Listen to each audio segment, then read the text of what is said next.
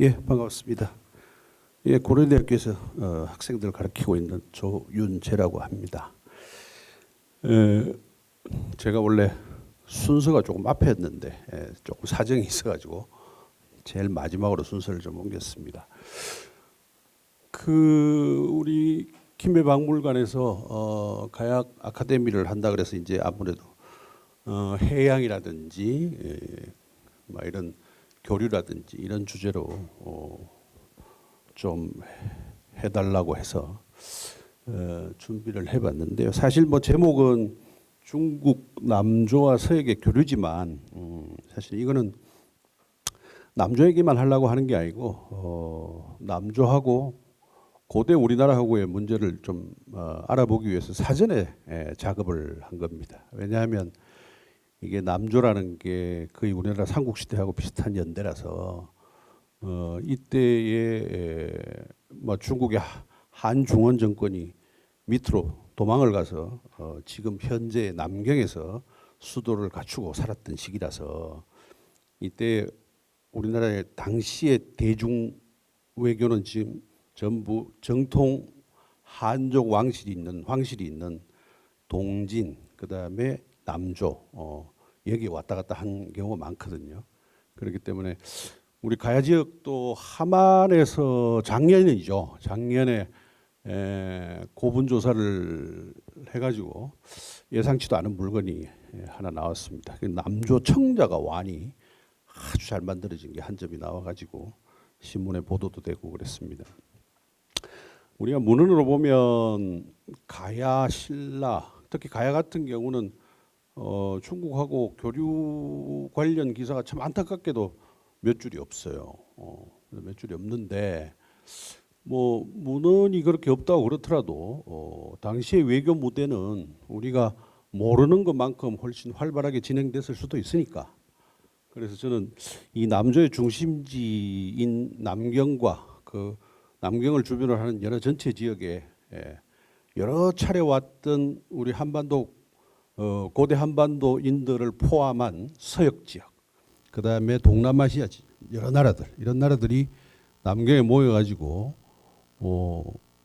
중국의 황실을 경로하지 않고 자기들끼리의 교류도 충분히 했다고 생각이 됩니다. 그래서 사전 작업으로 한번 알아본다. 그게 의미가 있을 것 같아서 한번 이 주제를 생각을 해봤습니다.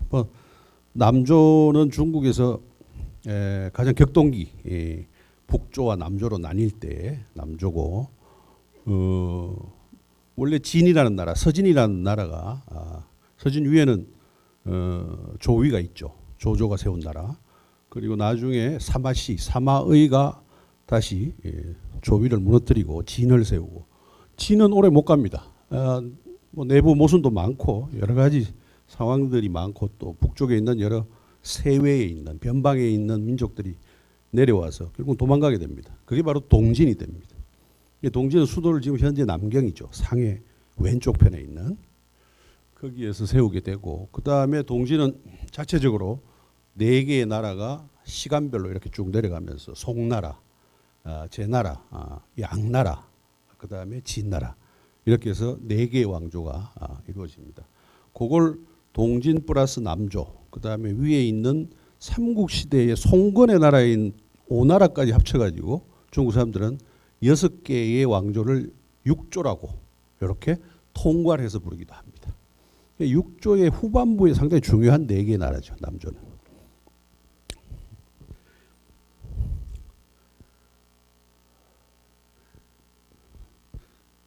대단히 인상적인 기록입니다. 뭐 한자가 많은데요. 뭐 이 한자들 중에 중요한 얘기들이 상당히 많습니다. 뭐 지금 우리가 보면 뭐 어느 나라인지 모를 정도로 이 당시 사람들이 나라 이름과 이런 걸 적어놓고 있는데, 이제 그것도 그렇지만 이 양서라고 하는 책에 나오는 기록인데 굉장히 재밌는 기록입니다. 이게 실제 당시에 로마에서 사람이 한 사람 옵니다. 사람이 한 사람 오는데 이 사람이 누구냐 하면 바로 이 한자식으로 빨간 진륜이라는 사람입니다. 중국 사람이 아마 이 로마 사람의 이름을 물어가지고 자기들이 발음이 나는 대로 아마 적은 것 같아요. 근데 뭐 글자 뜻하고는 별로 상관이 없으니까. 위의 내용의 골자는 뭐냐 하면 226년입니다. 이때가 송건이 집권하고 있을 때입니다. 이때 마침 로마 상인이 관에서 보낸 사람이 아니에요. 정식으로 뭐 사절이란지 이 사람이 아니고 장사하는 사람입니다. 장사를 크게 하는 사람인데 이 진론이라는 사람이 당시 동오, 오나라가 관할하고 있는 가장 남쪽 지역, 현재의 베트남입니다. 베트남 북부 베트남하고 바로 위에 있는 강서성 지역을 교지군이라고 불렀습니다. 교지군. 이 사람이 배를 타고 남쪽으로 쭉 거슬러 올라와서 베트남 동해안을 타고 올라와서 아마 북부 베트남까지 온 것 같아요. 그런데 이 사람은 오고 난 다음에 가봐보니 동남아시아의 여러 나라인 줄 알았는데 아니고 중국이었어요. 예. 그것도 오나라, 동호의 관할권 중에. 당시 마침 이 교지군에 있는 가장 높은 사람이 태수잖아요. 교지군 태수 오막이라는 사람이 아마 태수를 맡고 있었습니다. 딱 봐도 로마 사람이니까 이상하죠. 뭐 중간에 누가 통역을 해줬을 수는 있는데, 로마에서 왔다고 그러니까 당시에 로마에 대한 지식은 한나라 때부터 있습니다. 사실은 중국은 로마를 대진이라고 중국 사람들은 기록하고 있어요. 그래서 로마에 대한 정보와 지식은 있으니까 어디서 왔냐고 물어봤을 거고 이 사람도 어디서 왔다고 뭐 얘기를 했을 건데, 그래서 바로 송건에게 데려갑니다. 송건에게 데려갑니다. 물론 거리가 멀지만 당시 송건은 226년이니까 초창기 수도인 호북성의 수도를 차리고 있습니다. 예, 남경이 아니고 무창이라는 데인데 여기까지 데려가서 송건을 알현하게 합니다. 만나게 해주죠. 송건이 관심이 많습니다. 이 사람한테. 자, 여러 가지를 물어봅니다. 로마에서 어떻게 왔느냐, 뭐 타고 왔느냐, 도대체 어디를 거쳐서 왔느냐.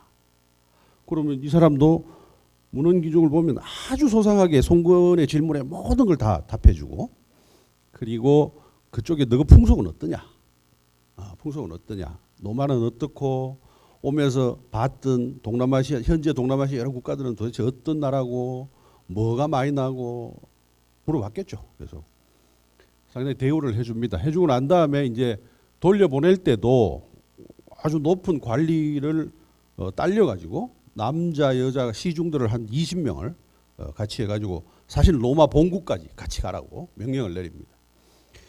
근데 아마 이 신하 유암이라는 사람이 도중에 병사로 죽어요. 아마 병을 걸린 것 같아요.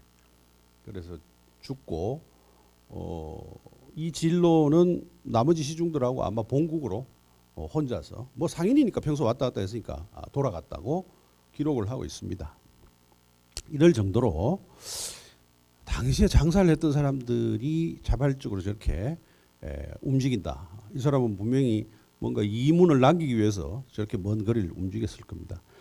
그래서 정식으로 이 시기에 최초의 중국 땅에 도달한 노마인이 바로 진룬이라고 지금 알고 있습니다. 이제 이 기록을 보면 우리가 상상했던 것보다 훨씬 이 해상이든 육로든 교류가 힘들어도 이 사람들은 계속 해냈구나. 그 배후에는 분명히 뭔가 이유가 있겠죠. 이익과 이문이 안 남으면 상인들은 움직이지 않습니다. 일반적으로 그렇지 않습니까? 자, 이 남조는 뭐 앞에서도 얘기했듯이 삼국 위진 때 쭉 그런 전통이 있습니다. 그런데 문제는 중국이 통일돼 가지고 있을 때는 육로로 통해서 서쪽으로도 가고 바다 쪽으로 해서 또 서쪽으로도 가고 이런 게 편리했는데 남조 북조가 이렇게 통일 정권이 아니고 좀 나뉜다든가 이렇게 되면 한쪽으로 쏠린 정권은 원래 가지고 있던 교통 루트를 잊어버리기 때문에 조금 위축이 될 수밖에 없어요. 외부하고 교통로를.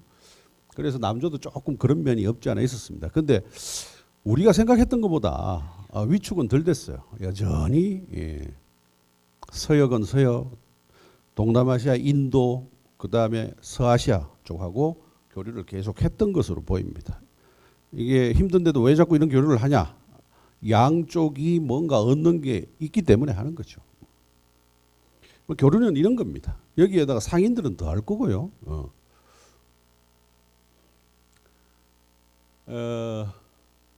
그림을 하나 보시면 이게 자주 인용이 되는 그림인데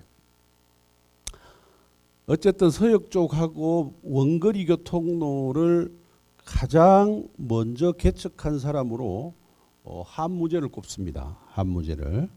한나라 때 무제인데 한무제가 지금 말에 타고 누구를 쳐다보고 있습니다. 이쪽에 무릎 꿇고 있는 사람을. 저 사람이 바로 한나라 때에 한무제가 파견한 장건이라는 사람입니다. 장건이라는 사람인데 이 그림은 어디에 있냐면 뭐 물론 나중에 그린 그림입니다. 상상복원으로 해가지고 돈황 막곡을 벽하에 한무제가 장건 출사한다고 그러잖아요. 우리가 사신으로 보낼 때 변경 지역에서 바로 이렇게 환송해 주면서 몸 건강히 잘 다녀와라 하는 그런 장면입니다. 되게 유명한 그림이기도 합니다. 자, 장건은 사실은 여기서 출발해가지고 뭐 시작할 때는 좋았지만은 정말 갖은 고초를 다 겪죠. 세월도 오래 걸리고 대충 루트를 따라 보면 막 이 정도 루트가 나옵니다. 빨간선까지 여기까지. 이거는 뭐 나중에 내려간 거는 후대의 또 교통로고 장거는 적어도 장안에서 서역 제국이라고 되어 있는 뭐 지금은 중국 영토 안에 들어가 있는 지역이지만 여기에 우리가 스탄이 붙는 나라들이 여기 다 있습니다. 쭉 이렇게 무슨 카자흐스탄, 우즈베키스탄 쭉 다 돼 있고 밑으로는 뭐 아프가니스탄까지 쭉 다 돼 있습니다. 이건 고대의 나라 이름을 전부 넣어놓은 그런 지도입니다. 지금 보면 이거 일일이 다 대칭을 시켜가지고 이 나라는 무슨 나라라고 이렇게 봐야 되지만 고대의 국가명으로 지금 다 적어놓고 있습니다. 이럴 정도로 지금이야 명료하게 국경선이 있고 어떤 나라는 어떤 나라다 하지만 당시만 하더라도 저렇게 국경선은 있지만 그 국경선이 상당히 애매모호했을 겁니다. 그리고 나라 이름도 아닌 것 같은 그런 나라들도 있고 그리고 작은 도시 하나가 도시 국가로 있던 그런 나라들이 상당히 많은 데가 이건 서역입니다. 교통로는 할 수 있는 건 다 했습니다. 사실은 북조하고 사이가 안 좋았어요. 선비족 정권하고 남조와 북조로 갈리면서. 그러나 이 당시에도 싸울 건 싸우지만 민간 교통은 교류는 그대로 있었고 또 필요할 때는 각자가 서로 도움을 청하기도 했습니다.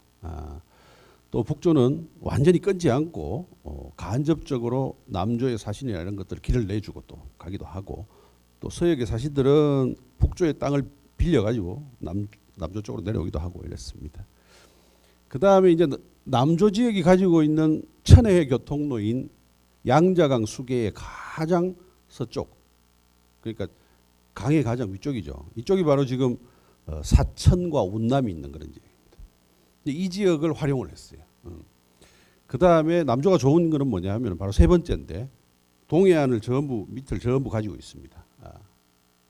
중국에서 봤을 때 동해안을 전부 가지고 있기 때문에 광동 광서 지역에서 바다를 통해서 나갈 수 있는 이런 여건은 상당히 많이 가지고 있었다. 지금 보면 낙양이 있고 이쪽이 남쪽이 있습니다. 남조가 이제 저렇게 있는데 건강이 이제 수도죠. 건강이 수도고 사실은 여기 이제 점선이 쭉 이렇게 있습니다. 이 점선은 이제 당시 항해 기술이나 선박 제조 기술을 감안해 가지고 원거리 원양은 나가기가 힘드니까 요 해안선을 따라서 조금씩 움직이는, 그러니까 배의 규모가 크지 않으니까 보급을 기착지에서 계속 반복적으로 받아야 되니까 물도 받아야 되고 음식 먹을 것도 받아야 되고 그러니까 여기서부터 쫙 이렇게 나가지는 않죠. 그래서 계속 따라서 저렇게 움직였던 걸로 나타납니다. 여기에 나오는 이제 우리 백제나 삼국시대 고대의 신라나 보통 기사에 보면 임업, 부남 이런 국가들 이름이 자주 나오는데 실제 존재했던 나라고 베트남 동해안 연안을 따라서 이렇게 쭉 가면 이들 나라들하고 반드시 접촉하게 되어 있습니다. 더 내려가면 이제 이 중국 사서의 서역전 같은 데서 나오는 여러 가지 지금 우리 정체불명의 나라들이 엄청 많습니다. 이런 나라 이름들은 현재 이제 연구하는 사람들이 현재 국가들하고 전부 이렇게 대비를 해가지고 해놓은 자료들이 있습니다. 뭐 저도 가끔 한 번씩 봐도 다 까먹습니다. 돌아서면 너무 이름이 안 맞으니까. 상당히 많은 나라가 있고 인도 우리 왕호 천축국전에 나오는 천축이라는 나라가 바로 저기가 있죠.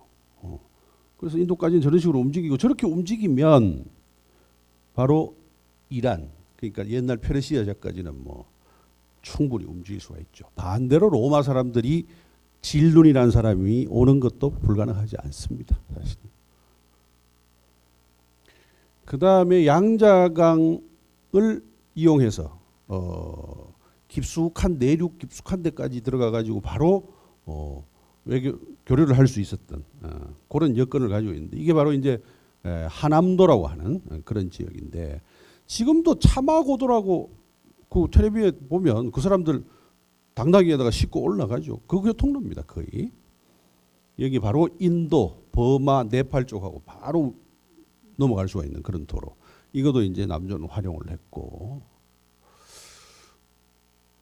이렇게 아마 남쪽에 하나 그 다음에 북쪽으로 올라가서 하나 이렇게 하여튼 뭐 활용할 수 있는 교통로는 전부 활용했던 것 같습니다.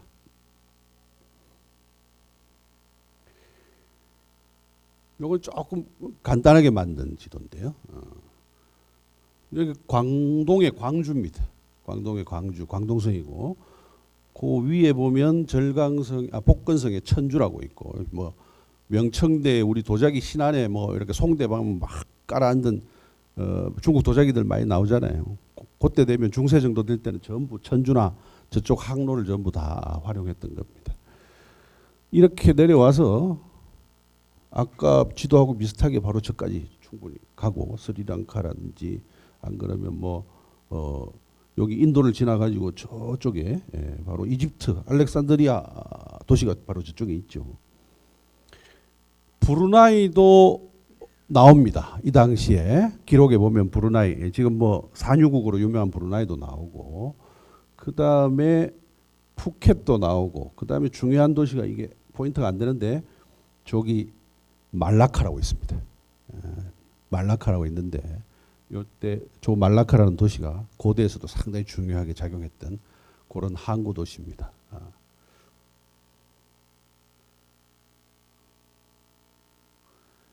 그럼 이 사람들이 도대체 뭐 배를 좀 만들 수 있었나? 배를 만들어야 뭐 어떻게 사람을 태우든지 물건을 태우고 실어가지고 왔다 갔다 할 건데 배와 관련된 자료들을 보면 꽤 있습니다.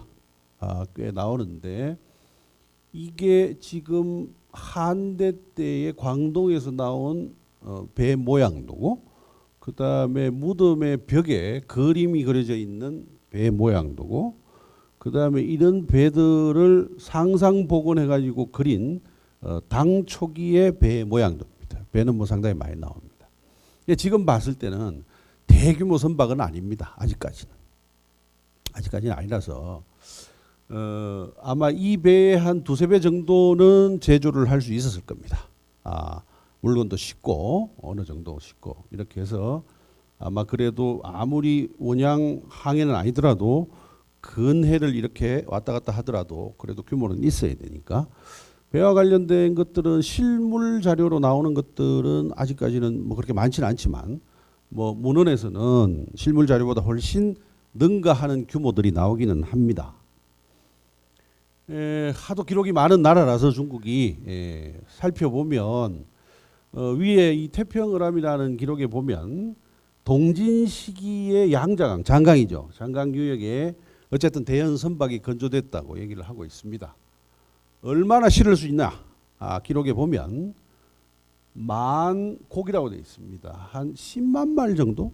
아마 곡식 단위로 한 것 같아요. 곡식 단위로 적재하고 운행 가능한 선박 만들었다 그러고, 그 다음에 장강 중류, 아까 송건이 도성을 차렸던 무창이라고 하는 이 동정호, 중국의 큰 내륙 호수인데, 여기에서는 고대 군사 훈련도 하고 삼국지의 격전지가 바로 이 장강 중류 지역에 적벽이나 가까운 데입니다. 거기가 동진호 주요 선박 제조 기지도 있었다고 그럽니다. 상당히 많이 배를 만들고 했다는 그런 기록이 있어요. 그래서 이 배로 싸움의 기선을 제압했다, 뭐 이런 말들도 있고, 요게 뭐 404년조 기록이니까 거짓말은 아닌 것 같아요. 왜냐하면 이 수전을 많이 치른 걸 보면 저 정도 배가 제조가 안 되면은 전투 치르기가 쉽지가 않죠. 남조서역 교습 정황입니다. 주로 방식은 견사, 공식적으로 사절을 보낸다든가 사절을 받는다든가 이렇게 하고, 그 다음에 제일 중요한 거는 이 당시에 역시 성녀들입니다. 성녀들이 큰 역할을 합니다. 이 사람들은 장사에 이문을 남길 생각도 없을 거고, 오로지 불법 전파라는 사명감을 가지고 교통로가 개발이 안 되고 아직까지도 정보가 없는 그런 교통로도 사실은 이러한 성녀들이 많이 개발을 했습니다. 그래서 많이 죽었어요. 많이 죽고, 불경 가지러 가서 한 100명 가면 반절도 못 돌아오고 실제. 그 다음에 살아남은 사람들이 그 교통로에 대한 정보와 지식을 전부 전해줘가지고 올 때 다시 거기로 온다든가. 이 사람들의 공헌이 없었다 그러면 아마 고대의 길 교통로 개발은 상당히 정체했을 것이다. 왜냐하면 걸린 게 없기 때문에, 돈을 번다든가 뭐가 걸려있기 때문에 오로지 불법이죠. 그래서 이 소위 말하는 불경을 가지러 가는 이 길이 아이러니하게도 옛날에는 바로 여러 대외 교류의 도구와 창구 역할을 하는 이 교통로 확보에 상당한 공헌을 했다. 그러면 이쪽 사람들하고는 주로 뭐 어떤 것들을 교류하고, 돈을 벌기 위한 상단 조직이 있을 거고, 공식적으로 파견하는 외교관들이 있을 거고, 아무래도 외교관들도 조공을 해야 되니까, 공물을 바치고 또 얻어오고 해야 되니까 물건을 일정한 상단을 데리고 갔을 가능성이 높습니다. 그럼 그런 물건들이 중국의 조정으로 들어가고, 조정은 다시 그에 상당한 선물을 줘서 보내고, 아까 질둥 같은 상인들은 완전히 이문을 남기기 위해서 제법 규모가 크게 물건들을 가지고 왔을 겁니다. 근데 문제는 거리가 멀고 험하기 때문에 이 물건 아이템을 선정할 때, 가지고 올 때 가장 희소 가치가 높고, 그리고 안 깨지고, 그리고 중국 땅에 도달할 때까지 무게가 만약에 무겁다거나 이런 걸 못 가져오죠, 사실은. 제일 좋은 게 뭐냐 하면 금, 은으로 만든 가벼운 기물들, 그 다음에 유리, 보석, 그 다음에 고가의 양탄자 견직물들 중에 작은 것들, 섬유죠, 섬유류, 이런 것들을 챙겨가지고 왔을 가능성이 상당히 높다. 그 외에는 나중에는 이런 물건들이 왔다 갔다 하지만, 나중에는 서역 지역이나 안 그러면 동남아시아의 여러 이주민들이 아예 이민을 오는 경우가 많습니다. 중국에 정착해서 살고, 정착해서 살았던 사람들은 중국에 대한 정보를 자기 본국에다가 사람들이 올 때마다 알려줍니다. 살만하다. 그때부터는 제대로 장사를 하기 시작합니다. 내가 여기 살아보니까 돈 되는 아이템은 너가 초반에 가져왔던 게 아니고, 사실 알고 보니 향, 그 다음에 약초, 그 다음에 사람 몸에 좋은 것들, 화장품은 뭐냐 하면 가루, 갈아서 쓸 수 있는 것들, 이런 것들을 좀 가져와라. 아이템이 계속 변합니다. 그럼으로써 계속 정착하는 인구들은 중국에 와서 살겠다는 외지인들이 많아지기 시작합니다. 그래서 남조 시기로 들어가면서 중국에 엄청나게 많은 외지인들의 문화 요소가 보이는 자료들이 많이 나타나는 이유가 그겁니다. 아예 그냥 집단적으로 정주를 한 사람들이 꽤 많습니다. 그렇게 되면 안 보이던 현상이 나타납니다. 원래 중국 땅에 없었던 다양한 종교들, 조로아스트교, 무슨 마니교, 없던 거거든요. 전통적인 종교가 아니고. 그리고 이 종교를 배경으로 뿜어 나오는 여러 가지 문화 요소들이 중국 땅에서 보이기 시작하는 거예요. 딱 봐도 벌써 이건 아니다가 딱 보이는데 그런 것들이 점점 많이 나타나고, 심지어 같은 불교 양식이라도 지금의 파키스탄과 아프가니스탄 고대의 바로 간다라 양식들도 사실 이런 경로를 통해 가지고 들어오기 시작합니다.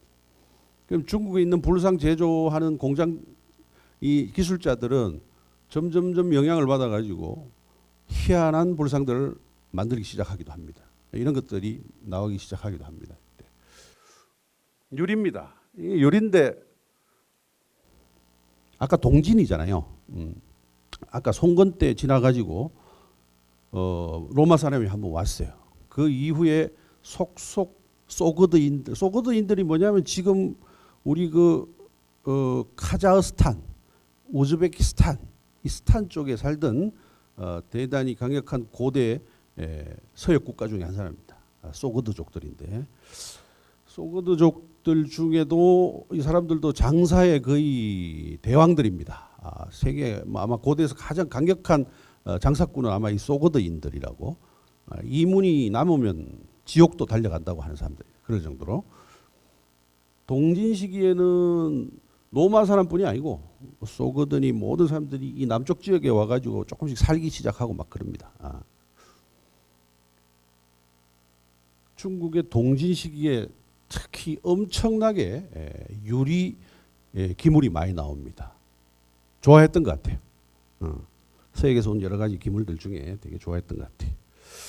자, 이런 기물들이 나타나면, 이런 기물들이 그럼 우리나라 옛날에는 없느냐 한번 살펴보면 사실은 비슷하게 양 국가에서 어떤 유리들이, 저 서쪽에서 온 유리들이 보이는가 하는 것도 나중을 위해서 볼 필요가 있습니다. 뭐 남조만의 문제가 아니죠, 사실은. 유리가 많이 나타나는데 로마 유리도 있고, 아니면 이때까지 로마 유리만 봤는데 중앙아시아계 무슨 쿠시아니니 박트리아니 하는 이런 계통에서 유리도 만들었다는 설이 있으니 일률적으로 로마에서만 들어온 건 아닐 수도 있다라고 보고도 있습니다.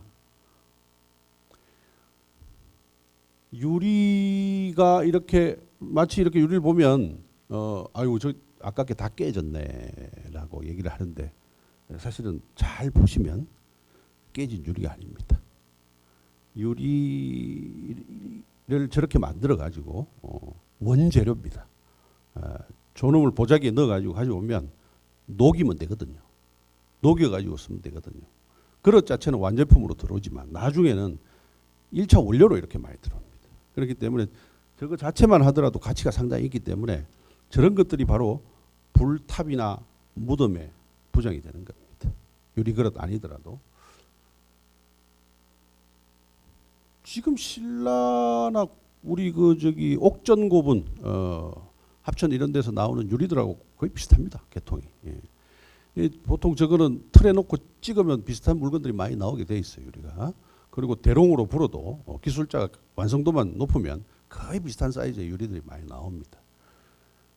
전부 지금 남조, 그 다음에 송건의 동호, 그 다음에 동진, 요 시기에 나온 유리들입니다. 이런 유리들은 지금 이란이나 안 그러면 이라크 쪽의 박물관에 가면 발에 차일 정도로 거의 똑같은 것들이 상당히 많습니다. 이런 유리들은 비단 이란만도 아니고 이스라엘, 소아시아 지역도 엄청 많이 퍼져 있는 그런 유리들입니다. 그리고 물론 이제 뭐 뺏어간 유물들도 많기 때문에 대형 박물관이나 미국의 유리 박물관 이런 데 가도 이런 기종들이 상당히 많습니다. 즉 무슨 소리냐? 엄청 찍어서 만들었다는 겁니다. 많이 팔았다는 거예요. 다 당시에 유행했던 그런 유리들입니다. 유리들이고 뭐 조금 아쉽지만 깨져서 나오는 것들도 있고 투명 유리도 있고 중국에서 나온 유리하고 고대 한반도에서 나온 유리들하고 이렇게 쭉 비교를 해보면 비슷하다거나 거의 같은 공장에서 만들었다거나 이런 것들이 몇 점씩 보이기도 합니다. 재미있는 현상입니다. 색깔도 아주 다양합니다. 이거는 사진이 좀 그래서 그런데 이것만큼 이렇게 아주 연두색은 아닌데 전체가 연두색으로 되어 있는 그런 유리도 있고, 요게 지금 제일 깨끗합니다. 무덤에서 꺼냈을 때 제일 깨끗하고 안 상한 유리입니다. 안 상한 유리인데 거의 투명 유리입니다. 요게 잘 보이는데요. 표면을 저렇게 깎아가지고 아주 정연하게 깎아가지고 하나, 둘, 셋, 넷, 다섯, 여섯. 완전한 육각형은 아닌데 좌우 변이 조금 짧죠. 저런 육각형을 연속으로 저렇게 쫙 만들어 놓은 유리볼입니다. 유리볼이고 바로 이런 겁니다. 지금 아래쪽에 있는 저런 식으로 처음에 발굴 조사자들은 저걸 보고 어떻게 도굴꾼들이 밟아도 저렇게 밟아놓고 갔냐. 유리를 그냥 보통 깨진 거 보면 앞에 끝까지 저렇게 깨지는데 어떻게 저렇게 밟았냐. 아니에요. 나중에 분석을 해보니까 저게 유리를 깬 게 아니고 바로 유리 원료입니다. 저런 것들도 같이 들어갔고, 이것도 마찬가지입니다. 이제 그 이후에 나온 이런 유리들은 깨진 게 아니고 이런 것들을 유리로 받아가지고 만들기 전에 집어넣은 거구나. 저 유리 원료만 하더라도 상당히 가치가 있는 거기 때문에 굳이 아마 유리로 계속 재고량을 놔뒀다가 미처 유리 그릇으로 만들지 않고 저걸 그대로 넣었다. 이게 고분에서 나온 건데요. 이 동진묘는 상당히 높은 귀족의 무덤입니다. 여기에서 그릇이 아닌 저런 마치 깨진 유리 같은 것들이 나오는 것들. 처음에는 대단히 의아스럽게 생각했으나 지금 생각해 보면 충분히 이해가 가는 대목이다. 화폐입니다. 이게 화폐 가볍잖아요. 가볍고 화폐를 이 당시에는 서역 화폐, 특히 페르시아 계통 화폐하고 로마 계통 화폐가 중국에서 많이 나오는데, 이 화폐는 화폐 재질 자체가 은이나 금이기 때문에 굳이 이 화폐의 액면가가 중국에 와서 실현이 안 된다고 하더라도 괜찮아요. 왜냐하면 저 한 입 자체가 이미 금과 은이기 때문에. 그래서 이런 화폐들이 중국에서 많이 나옵니다. 근데 중국의 기축통화가 이 당시에 이런 화폐들이 아니니까 화폐로서는 큰 값어치는 없어요. 액면가로 뭐 환율 비교를 한다든가 이런 건 별로 의미 없고, 다만 2억의 물건이고 그 물건 자체가 이미 금과 은이기 때문에 상당히 고부가 가치 선물 혹은 답례품으로 많이 줬을 가능성이 있습니다. 이런 화폐들은 출토되는 게 되게 묘하게 나와요. 이게 사람 입에서 많이 나옵니다. 입부분에서. 사람 입부분에서 많이 나오고, 어떤 것들은 저 화폐를 쪼개가지고 가위로 구멍을 뚫어가지고 이렇게 목걸이 펜던트로 만들었던 것 같은 사람 목 부분에서도 많이 나오고, 아니면 다른 자기들이 쓰던 중국 화폐들하고 단지에 넣어가지고 몰래 숨긴 퇴장 같은 유적에서도 많이 나옵니다. 제가 봤을 때 그런 것들은 집안 대대로 내려오면서 이게 저 서역에 있는 나라의 화폐니까 이 돈하고 같이 단지에 묻어라. 분명히 급박스러운 일이 생겼을 거예요. 묻어놓고 별난이 끝난다든가 전쟁이 끝난다든가 내란이 끝났을 때 다시 찾으러 가자 하고 묻어놨는데 대부분 우리 눈에 보이는 것은 못 찾아갔다는 겁니다. 화폐는 이런 형태의 유적에서 많이 나옵니다. 물론 변경 지역에서는 실제 화폐로 쓰였다고도 해요. 보면 기록 같은 거 보면. 그러나 대부분은 특정의 희귀한 물건으로 중국 사회에서 상당히 많이 쓰였다 화폐입니다. 중국은 땅이 넓어서 그런지 당시에 이 사산 페르시아라고 하는 지금 이란에 아마 2세기에서 한 6세기까지 아주 강성했던 그런 나라인데, 여기에 썼던 화폐들이 다양하게 나옵니다. 이런 거 보면 누가 들고 왔다는 건데, 분명히 얼마나 다양하게 나오냐 하면 중국에서 출토된 화폐를 가지고 실제 페르시아 왕 세계를 어느 정도 따질 수 있을 정도로 다양하게 나왔다는 겁니다. 예. 보면 복잡합니다. 이게 사산 왕조의 왕 세계표입니다. 이름들이 쫙 1세부터 2세까지. 이 사람들 재밌는 것은 저기에다가 그 왕이 저기 할 때마다 얼굴을 새겨가지고 화폐를 조폐를 하니까. 지금으로 치면 우리 조폐공사 같은 데죠. 딱 왕이 딱 할 때마다 올라올 때마다 새로운 얼굴을 전부 그려가지고 찍으니까. 그래서 다양합니다. 그래서 보면 이 중국의 남조 광동에서 이것도 무덤이 이런 무덤이나 다른 유적이 아니고 바로 몰래 숨겨놓은 이런 급하게 묻고 간 그런 유적에서 사산 페르시아 화폐가 많이 나왔어요. 한 8점 나왔는데 이렇게 많이 나온 경우가 잘 없습니다. 살펴보니 똑같은 그런 화폐는 아니고 왕들이 다 달라요. 이게 샤프르. 여기 있는 것들은 지금 샤프르 3세 때 만든 그런 동전이고 위에서 1번, 2번입니다. 그 다음에 이 왕입니다. 내려가죠. 438년에서 57년이니까 이게 완전히 연대가 다른 왕입니다.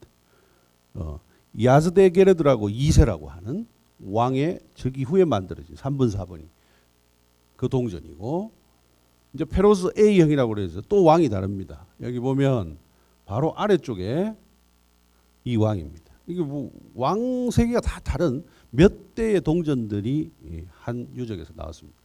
이 사람들이 중국 사람들이 중국 사람이겠죠. 아무래도 이쪽 사람은 아닐 가능성이 높습니다. 저것을 대대로 모았던 거예요. 아마 3대가 지나고 나가지고 3대째 정도? 안 그러면 2대째 정도에 집에 가지고 있던 동전들을 아마 급하게 묻었을 가능성이 높습니다. 안 그러면 원래 페르시아 상인한테 내가 너 나라 동전을 전문적으로 좀 내가 콜렉션을 하고 싶다. 이런 경우는 상당히 적겠지만 너 돌아가거든. 너 그 윗대 황제들 동전들 가지고 있으면 나한테 줘라. 이랬을 가능성도 완전히 배제할 수는 없겠죠. 뭐 그런 사람도 있을 수도 있죠. 뭐. 그렇지만 우리가 일반적으로 봤을 때는 묻을 때 최종적으로 묻을 때 이 사람들이 그 윗대 동전까지도 이렇게 가지고 있다가 아버지 때나 안 그러면 그 할아버지 때 가지고 있다가 아들이나 손자 때 묻었을 가능성도 있습니다. 지금 시기 차이가 꽤 나잖아요. 크게 보면 그렇습니다. 이 측면 얼굴이에요. 대부분 이 왕들의 측면 얼굴을 저렇게 그려놓고 주위에는 작은 이런 연주문 같이 우리 불교에서 보이는 연주문 같이 돌리고 있고 반대편에는 뭐가 있냐 하면 양쪽에 무기를 들고 불단을 지키는 호위병들이 2명 있고 그 중간에 성스러운 불의 제단이 올라갑니다. 이게 바로 페르시아의 종교인 바로 배화교, 조로아스트교입니다. 상징입니다. 이게. 그 다음에 역시 광동, 이게 항구 도시인 광동에서 집중적으로 많이 나오는 이유가 있는 것 같아요. 여기에는 페르시아인들이 규모는 모르겠으나 제법 많은 사람들이 오랫동안 정주를 했을 가능성이 있고 대중국 무역 창구로서 파견된 사람도 있을 가능성도 있습니다. 여기에는. 요거는 페로즈 시기 화폐입니다. 역시 측면 얼굴을 그려놓고 있습니다. 물론 이에 대한 연구는 뭐 서양학자들이 많이 했습니다. 요 황제 때죠. 요 황제 때입니다. 요게 재밌습니다. 역시 광동인데 동전이 귀하다 보니 요게 아까우니까 전부 몇 개로 잘라가지고 한 뭐 2개 채 정도를 전부 잘라가지고 무덤에다 넣은 것 같아요. 요거는 이제 무덤에서 나온 겁니다. 뭐 한 입만 넣으면 좀 섭섭하잖아요. 그 대신 그걸 잘라가지고 저렇게 여러 개로 넣었습니다. 여러 개로 넣었는데 정말 저렇게 잘라가지고 넣은 이유가 그밖에 없을까? 아니면 저걸 가지고 무슨 목걸이를 만들었을까? 그런데 구멍은 딱히 안 보여요. 지금 보면 구멍은 딱히 안 보이는데 요것도 뭐 지금 제일 459년도 이 중에서는 제일 마지막 황제죠. 페로스 황제 때고 요게 제일 많이 나옵니다. 요 페로스 1세 동전이 제일 많이 나옵니다. 요거는 드디어 당시 남조의 수도였던 남경에서 출토된 동전입니다. 요거도 몰래 급하게 묻고 간. 그러니까 무슨 무덤이나 정식 그런 건물지나 이런 데서 나온 게 아니고 급하게 구덩이 파가지고 다른 돈하고 단지하고 꼭 중국 동전하고 같이 들어가 있어요. 그래서 뭐 돌아와서 못 찾은 것 같아요. 거기서 두입이 출토가 됐습니다. 두입이 출토가 되고 보존 상태가 조금 안 좋은데 원래 페르스 동전은 깨끗한 거는 이렇게 돼 있습니다. 이렇게 돼 있고 이게 상태가 제일 좋네요. 이건 지금 박물관에 소장되어 있는 건데. 예. 아까 그림 아래 그림을 좀 보시면 요 불재단이 조금 더 자세히 보입니다.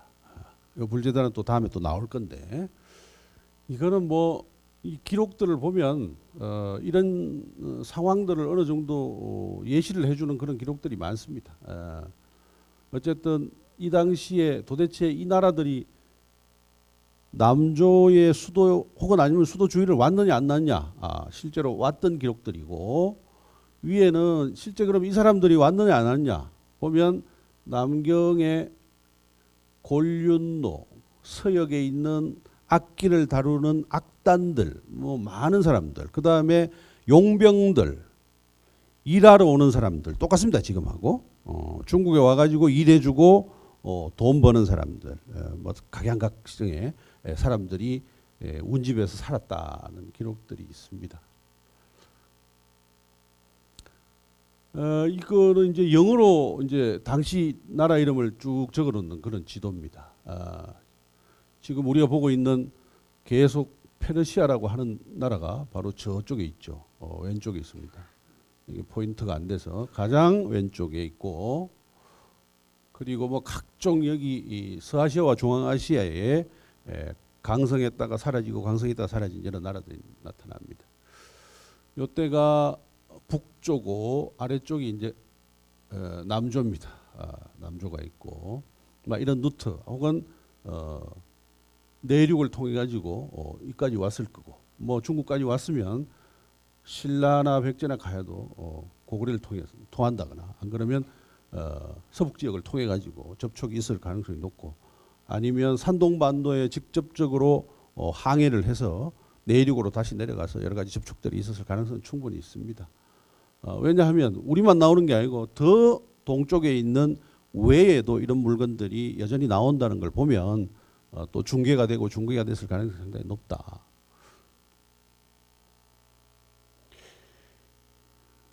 자, 동전 정리를 해놓은 그런 연구들이 상당히 많습니다. 그 다음에 금은기를 한번 보겠습니다. 이것도 가볍죠. 가볍고 상당히 돈 값어치가 좋은 아이템 중에 하나입니다. 이제 이런 물건도 무덤에서 나오는 경우가 있는데 똑같이 동전하고 마찬가지로 급하게 구덩이 파서 묻어놓고 어디 갔다가 조용해지면 다시 돌아와서 찾으려고 그 의도가 보이는 그런 유적에서 많이 나옵니다. 재밌는 것은 이 금은기 중에 중국에서 출토된 금은기 중에 외국의 금은기 중에 사산 페르시아 왕조의 고대 문자가 새겨져 있는 금은기가 한 점이 나왔습니다. 유일하게 명문이 새겨져 있는데 이 물건이 대단히 재밌는 물건이고 근데 뭐 아직까지 그 고대 페르시아어를 판독을 할 수 있는 사람이 없어서 그런지 도대체 무슨 뜻인지 아직도 중국에서도 아직도 이 뜻을 모르고 있고 이거를 이란 연구자한테 보여줬다고 그러는데 이란 연구자도 잘 모르겠다고 하는 거 보니 고대 페르시아 계통하고 지금 쓰는 페르시아하고는 판별이 안 될 정도로 대단히 달라졌나 그런 생각도 듭니다. 바로 저 위에 이렇게 갈겨 써놓은 거 제가 보니까 현재 이란어하고도 비슷한 글자들은 좀 있어요. 근데 뭐 의미가 달리 쓰이기도 할 건데 이런 그릇들은 뭐 비슷한 유가 상당히 많이 보입니다. 이제 저 부분에 이제 명문이 새겨졌고 조금 더 크게 보면 이렇게 글자가 돌아가면서 있습니다. 아마 여기 아마 돌아가면서 더 있을 수도 있는데 저쪽 부분이 조금 상해서 그런지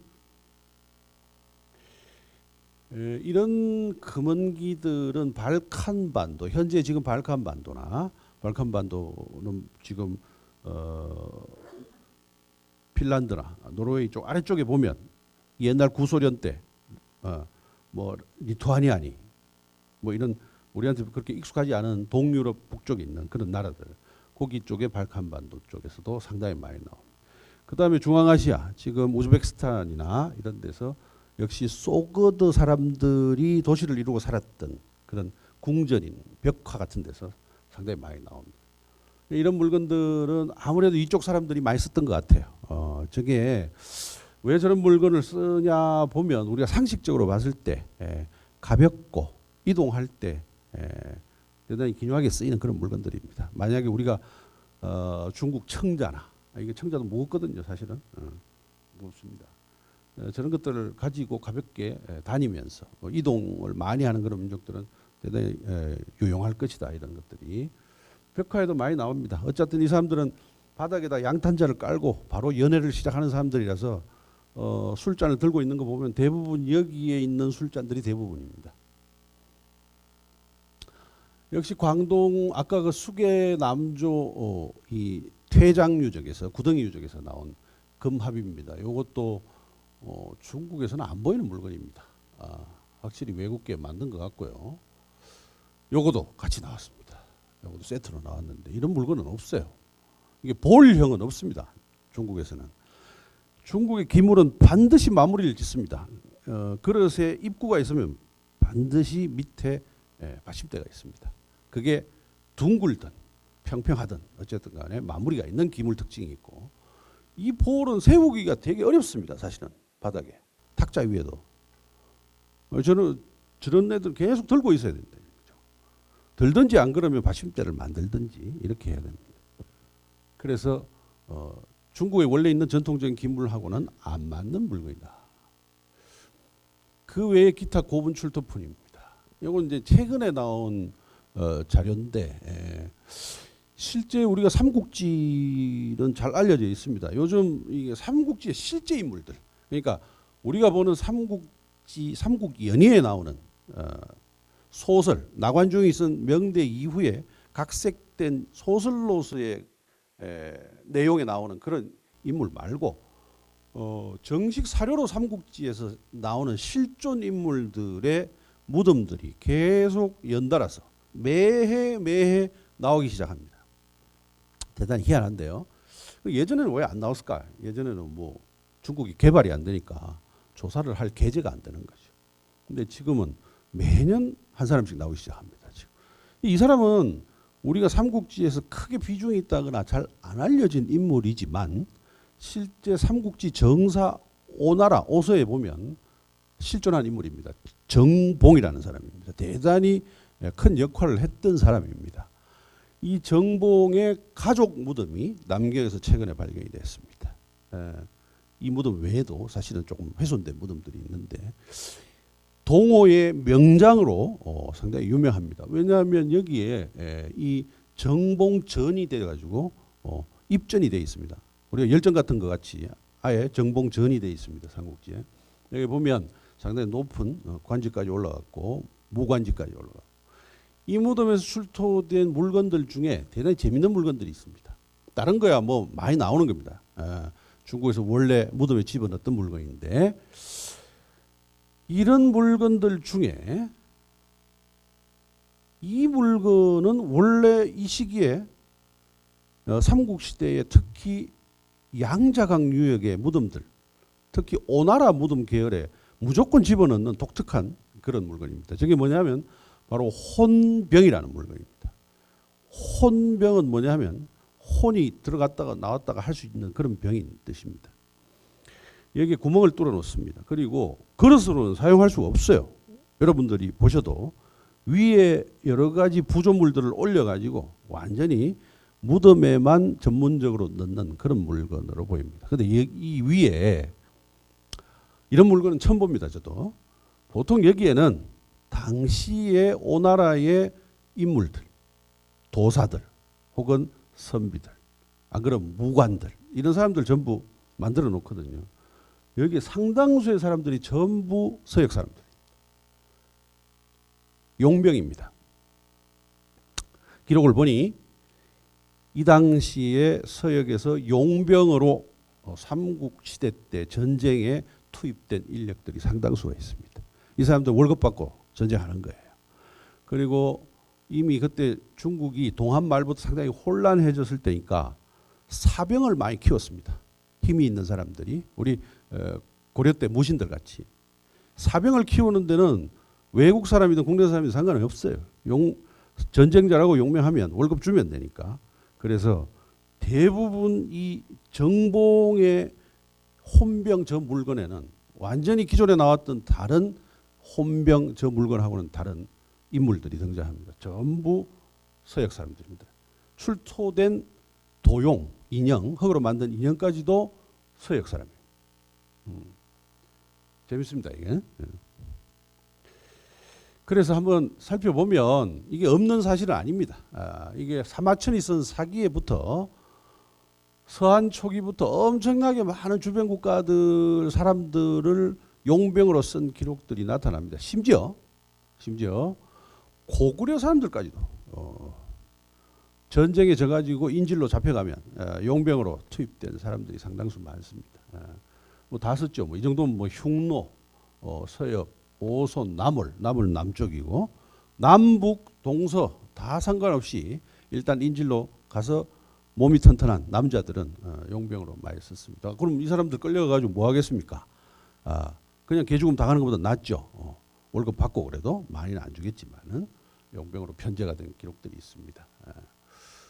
그리고 이 사람들을 어디다 쓰냐? 가장 격전지. 투입되면 거의 죽을 공산이 큰 그런 전쟁. 이 사람들을 어디다 쓰냐면 서역이나 연시 같은 이런 반항을 제압하는데 일부러 이제입니다. 이를 갖다가 이의 반항에다 썼다. 결국은 변경 지역의 외국 민족들을 끌어다가 그 다른 변경 지역의 외국의 소요나 사태를 진압하는 데 갖다 쓴 거예요. 상당히 오래된 전략입니다. 요것도 호인상이 나타나기 시작합니다. 남경 중심가의 중국 사람입니다. 남경 때 왕조에 상당히 큰 역할을 했던 귀족의 무덤에서도 역시 병사로 보이는 호인 병사용이 많이 나오고 있고 이거는 남조 때 건 아닙니다. 당나라 때 건데 보면 이 사람들이 서역 사람을 어떻게 표현을 하는가 중국 사람들은 도대체 기본적으로 눈하고 코하고 입을 대단히 크게 그린다든가 찔러 넣어서 깊숙하게 만든다든가 어쨌든 자기들 생긴 거하고는 다르게 표현을 합니다. 누가 봐도 이건 아닌데 10개 중에 하나는 꼭 튀는 그런 보면 이쪽 사람들하고 좀 다른 데가 나옵니다. 당대 가가지고는 뭐 서역 사람들이 아예 집단 거주를 하니까 상당히 사실적으로 묘사를 한 인형들이 많이 나오고 심지어 이 사람들은 당나라 조정에 정식으로 편제된 관료들도 상당히 많았기 때문에 하나도 이때는 이상할 게 없습니다. 같이 살았으니까. 이런 이 중국에서는 이렇게 생긴 사람들을 통틀어 가지고 호자를 붙여 가지고 호인이니 뭐 호풍이니 호자만 붙이면 일단 외국 겁니다. 외국 건데 현재의 일본이 이와 비슷한 맥락의 통칭을 씁니다. 물 건너온 것 중에 괜찮은 것들은 전부 앞에다가 당자를 붙이는 거하고 비슷합니다. 당물이니. 그래서 통칭이 되는데 사실은 이 호 안에 이 사람들 나름대로 전부 종족이 다르고 그다음에 국가도 다르고 출신도 다르고 그리고 하는 일도 다르고 그다음에 물건을 파는 아이템들도 전부 다르고 세세하게 사실은 구분이 됩니다. 그런데 우리는 뭐 편의상 호라고 부르니까요. 수염 그리고 복식 모자로 이 호를 세분하는 연구들이 오래전부터 해오고 있었습니다. 물론 뭐 서양 연구자들이 먼저 시작됐는데요. 구분을 보면 상당히 좀 다르긴 다릅니다. 자, 요거는 아주 특이한 물건인데 호북성입니다. 호북성 양번이라는 데서 위진남북주 시기 전실묘에서 위에가 지금 다 깨져가지고 도굴이 다 했는데 그 중에서 이제 바닥에 떨어진 물건 수습 과정에서 이렇게 생긴 물건이 하나 출토가 됐습니다. 대단히 특이한 물건입니다. 이건 딱 봐도 이건 중국 물건 아닌 것 같이 생겼어요.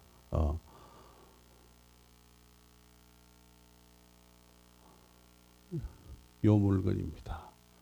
양쪽에 구멍을 뚫어 놓은 거 보니 저기다 끈을 넣어 가지고 아마 목걸이로 사용하지 않았을까? 안 그러면 아마 몸에다가 뭔가 이렇게 걸고 다니려고 저렇게 만들지 않았을까? 천사상입니다. 뭐 천사상은 이런 천사상은 사실 동아시아 쪽에서는 잘 안 보이는 천사상이고 우리도 물론 하늘을 나는 여러 가지 인물들은 있죠. 뭐 고대 한국도 있고 고대 중국도 있고 있는데 요거는 이 위에 있는 벽화에 출연하는 사람들과 상당히 닮아 있습니다. 요게 뭐냐 하면 바로 서쪽의 영향을 받은 종교적 영향을 받은 그러한 중앙아시아 쪽의 사원벽화에서 상당히 많이 나오는. 근데 조금만 보면 제일 왼쪽 상단에 저 날개 달린 사람만 보면 조금만 딱 떼놓고 보면 이거는 절대 동쪽에서 나오는 물건은 아니다. 서쪽에다가 갖다 놔야 좀 어울리는 물건이다라고 볼 수가 있습니다. 유명한 신장 위구르 자치구역에 있는 밀란 사원이라는 유적이 있습니다. 이 밀란 사원 내부 벽면에 바로 유명한 벽화가 있습니다. 이게 바로 밀란 벽화인데 밀란 벽화 M-3번 5번이라고 요건 1년 번호까지 대단히 매겨져 있는 그런 벽화입니다. 요것은 주로 우리가 봤을 때 로마 쪽하고 가깝습니다. 동로마에서 조금 더 동쪽으로 오면 뭐 많이 와봐야 그래도 서아시아 지역입니다. 서아시아 지역. 양식은 그렇다고 보고 있습니다. 아마 서쪽에서 들어와서 점점점 동쪽으로 움직인 그런 증거이기도 하는데 이게 어떻게 불교와 관련된 밀란의 불사 유적에서 이렇게 나오느냐 대단히 애매모호합니다. 사실 전통 불교에서는 이러한 소재가 벽화로 쓰이는 게 잘 없는데 이게 바로 아마 합쳐진 것 같아요. 바로 간다라 양식과 같은 맥락으로 이해를 해도 되는 그러한 영향인 것 같습니다. 잘 알려진 간다라 문화권 지역입니다. 지금은 갈 수는 있죠. 갈 수는 있고 가기가 쉽지는 않습니다. 여전히 파키스탄 쪽에서 들어가서 아프가니스탄 쪽으로 올라가니까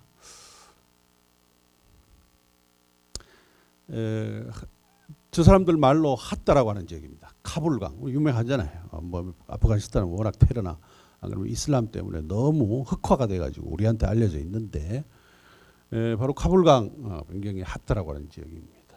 여기 보면 바로 실제 밀란 사원도 신장 위구르 지역도 저런 식으로 그림이 나옵니다. 사막에 아무것도 없어요. 현재는 왜냐하면 자연 환경이 완전 변해가지고 그러나 실제 고대 기후나 자연 환경 복원을 한 걸 보면 이미 저쪽에 수로가 다 있고 사실 불사가 들어가는 지역에 수로가 없으면 안 됩니다. 물길이 없으면 거의 불가능해요. 근데 뭐 지금 식생이 완전히 다 변해버렸으니까 저것도 지금 뭐 겉에가 지금 다 훼손이 돼서 그렇지 유적으로만 남아 있는 거지 원래 복원을 한다 그러면 저렇게 남아 있지는 않겠죠. 그리고 사실 아프가니스탄 지역이 완전히 뭐 모래만 있는 그런 지역이라고 이제 우리가 착각을 많이 하는데 실제 안 그렇습니다.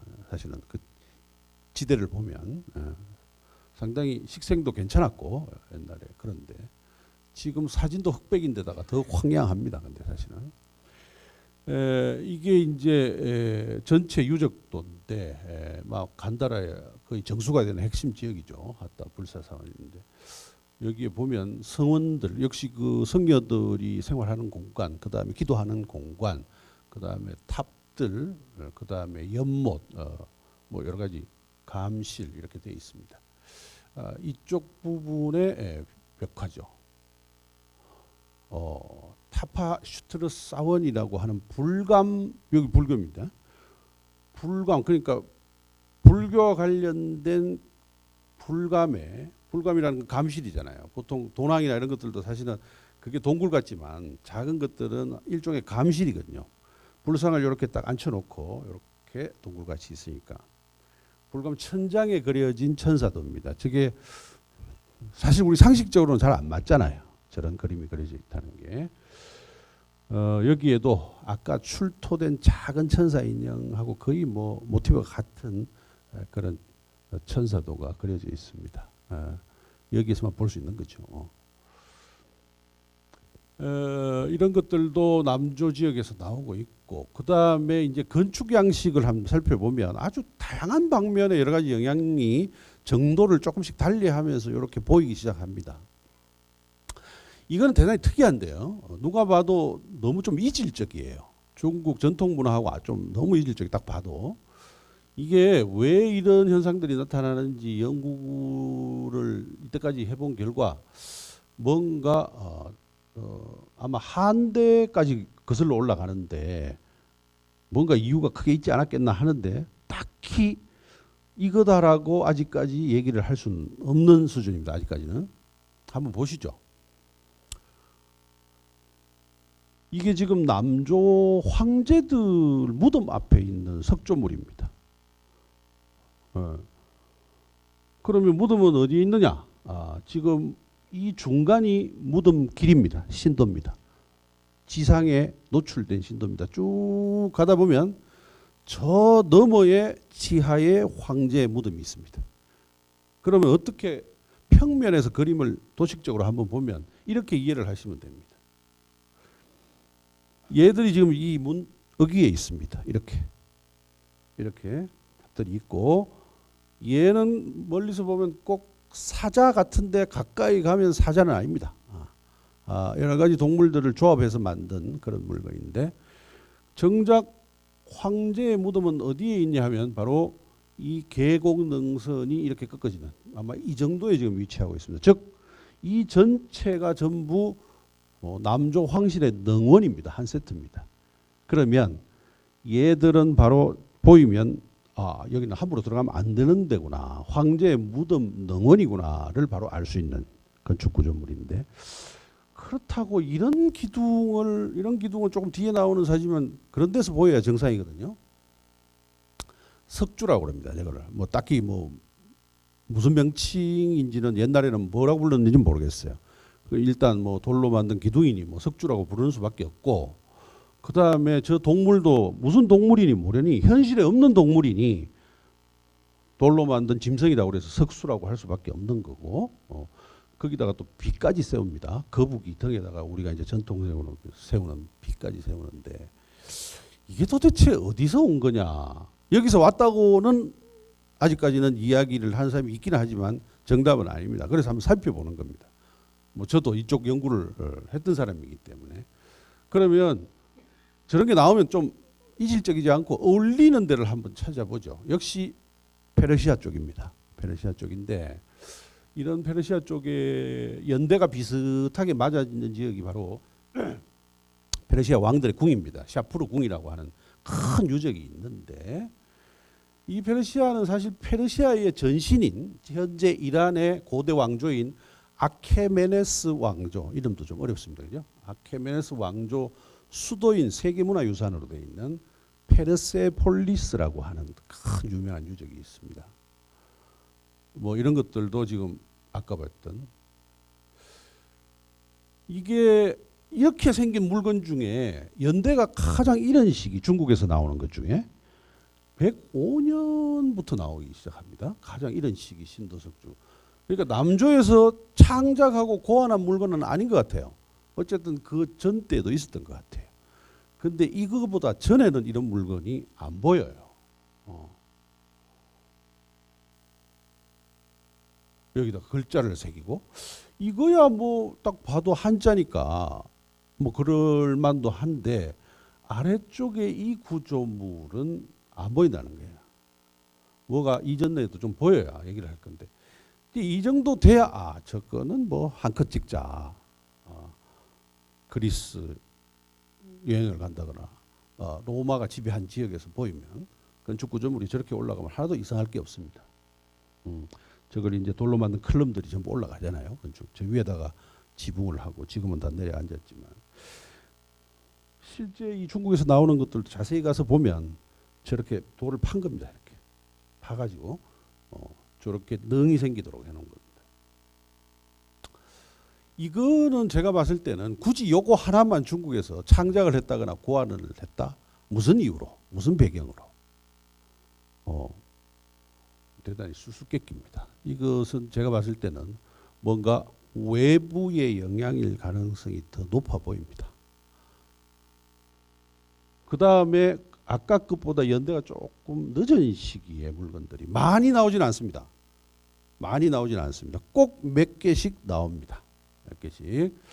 그러나 이 기둥이 나오는 데는 보통 상당히 높은 직급의 인물들이 묻힌 무덤 혹은 저 위에 써져 있는 이 인물의 프로필이 전부 나와 있는, 그러니까 이 사람의 이름, 계급이 뭐고 이름이 뭐고 또 출신이 뭐고를 일부러 적어 놓고 있습니다. 그래서 이제 이렇게 알 수가 있는 거죠. 표기 장군입니다. 이 중국 고대 이 중세의 표기 장군이면 장군 중에서는 뭐 가히 발군의 장군이다. 표기 장군은 어쨌든 높았다. 일단 뭐 학급에서는 나오는 그런 구조물은 아니다. 글자도 맞춰가지고 되게 정연하게 적어놓고 있습니다. 우리는 이걸 어떻게 부를까 고민을 했는데 당시의 사람이 이렇게 적어놓고 있으니까 무슨 군 이분의 묘 신도라고 적었으니까 저 신도하고 관련 있는 물건인가 보다. 그러면 저 중간에는 진짜 신도가 있구나. 신도의 어귀에 세우는 그런 물건인가 보다. 그래서 부르는 거죠. 그러니까 근거 없이 우리가 지금 우리 입장에서 저건 무슨 신도다, 신도비다 이렇게 부르는 것이 아니고 이쪽 사람들도. 그 다음에 이제 399년, 요게 이제 동진 때입니다. 조금 더 늦은 시기죠. 가뭄에 콩나듯이 계속 뭐 한두 군데서 전국에서 보이고 있는데 이게 주류는 아닌 것 같은데 양대, 남조에 오면서 집중적으로 모든 황실 구성원의 무덤에는 무조건 쓰고 있습니다. 양나라. 그러니까 왜 제가 남조 얘기를 하냐면 아까 동안 때나 동진 때는 한두 점인데 왜 이 남조 왕조에 와가지고는 대단히 저런 현상이 부각이 되는, 약간 꿀로 점점 소멸이 되는 것이 아니고 대부분 있습니다. 양 문제입니다. 양 문제. 그 다음에 제일 그래도 잘 남아 있는데, 제일 잘 남아 있는데 조금 더 땡겨서 보면 이런 순서로 거북이 위에 이제 비가 올라가는데 비는 내가 봤을 때는 이게 뭐 전쟁통에 이미 다 소실됐고 저기도 지금 다 소실이 됐고 지금 돌짐승도 뭐 앞부분이 다 날아갔습니다만 어쨌든 배열은 이렇게 돼 있습니다. 이것도 괜찮습니다. 뭐 비야 뭐 동아시아 고대 전통적인 그런 물건이고 이것도 충분히 납득이 갑니다. 석조물들 무덤 앞에나 안 그러면 궁궐이나 이런데 양쪽으로 한 페어씩 이렇게 하는 거는 또 전통이 있으니까. 그러나 기둥도 납득이 됩니다. 그러나 기둥의 형식이 문제라는 거죠. 이거는 다행히 이 기둥들 중에 가장 보존 상태가 좋은 그런 상태입니다. 양나라 소경묘입니다. 역시 소시 황실의 황실 구성원입니다. 제후급까지 올라갔습니다. 제후급까지. 땅에 있어야 될 물건이 축소를 시켜가지고 위에다 올렸어요. 요거는 또 다른 창작입니다. 지금 얘가 여기 있잖아요. 얘를 사이즈를 줄여가지고 위에다 올렸습니다. 그러고 보면 일정한 양식이 또 없어요. 또 개별 무덤마다 전부 다른 양식을 보여주고 이거는 좀 왜 제가 보여드리냐면 좀 특이한데 한자를 한번 보시면 아마 좀 이상함을 느낄 겁니다. 이게 뭐냐면 이렇게 거꾸로 되어 있습니다. 그죠? 거꾸로 되어 있습니다. 그러니까 내가 직접 저기다가 돌에다가 쓴 것 같이 내가 보이게 만들어야 되는데 내가 여기다 쓰고 여러분이 종이 뒤편에서 보는 것 같이 그런 효과가 되어 있습니다. 그잖아요, 그죠? 글자가 저렇게 되어 있죠. 중국 요 시기에 위진남북조 시기에 되게 유행하던 반대할다 반자에 반서라는 그런 기법인데 설이 많습니다. 왜 저런 짓을 하는지 설이 많아요. 제후급 무덤에 왜 저렇게 반서를 했는지 아직까지도 정확하게 이유를 규명할 묘책은 없습니다. 아직까지. 석주 이거 되게 독특한 그런 서양에서는 대량으로 보이고 그것도 훨씬 이른 시기에 서쪽에서 보이는 거고 중국에서는 그거보다는 더 늦은 시기에 보이는데 양은 적고 이제 이러한 현상들을 대비를 했을 때 과연 이게 각자의 지역에서 자발적으로 자생한 문화인지 안 그러면 뭔가 누가 누구한테 영향을 줬든지 안 그러면 그 계기가 있는 건지 현재도 살피고 있습니다.